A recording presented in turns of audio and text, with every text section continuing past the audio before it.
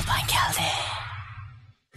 Bu da ben öyde cüba kılıp, oltasam öyde cüba kılıvatkanımını bildemmiz. Neydi dep soralıverdi, neydi der vurdu. Öy bilem talağının farkı buludu o, öyleki işkandek buludu o.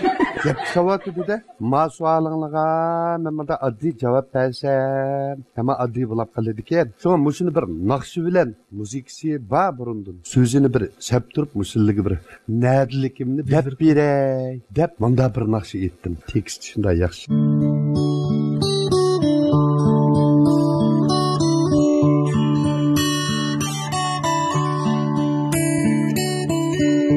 İçide, içide, beynim içide. İçide, içide, beynim içide.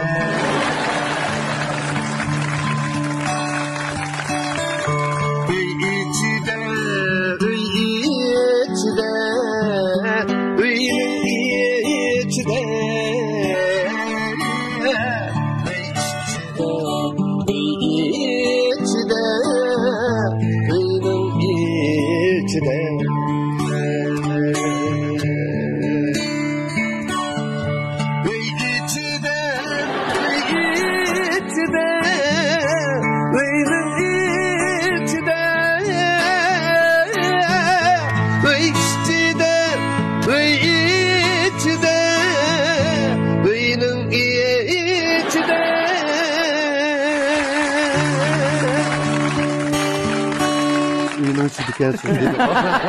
Yetim Musta cevap verdim. Bu mu köngül tuz nakşa? Üyüşte degan bilan o'yin uchun nurg'un ish bor deb. Unda narsalarni aytib qo'yman, ancha-muncha qiziqchilik qilib, hatto kulsin deb maqsad kuldirish endi birdan bir qo'sh. Bo'lamdi ekan, men naqshini menda aytsam. Bu teksti bo'libmi bek ta'sir qildi ham. Bo'lmasa tekshirish bo'ladi. Ma'noliq naqsh ham. Köngül tuz ham ana shu. Biz ham birini angladik aka. Qiziqchilik qilib aytdik ana shuni. Normal bizniki Sherzat maytaqdik. Sherzat ishlagan muhabbatim sen degan bir naqshi bor. Abduvali bilan Bilgina Mollamat aytib chiqdi-ku, uning oldida Sherzat aytgan. Shu naqshini men bir aytib beray. Qurbatimning yetishicha yaptirib olishlarni Dildin söygen yarımga Soğa kıldım akşamni Zepmu güzel muhabbetlik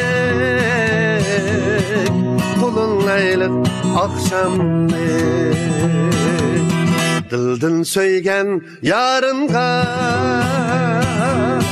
Soğa kıldım akşamlik Zepmu güzel muhabbetlik Kulun leylik akşamlik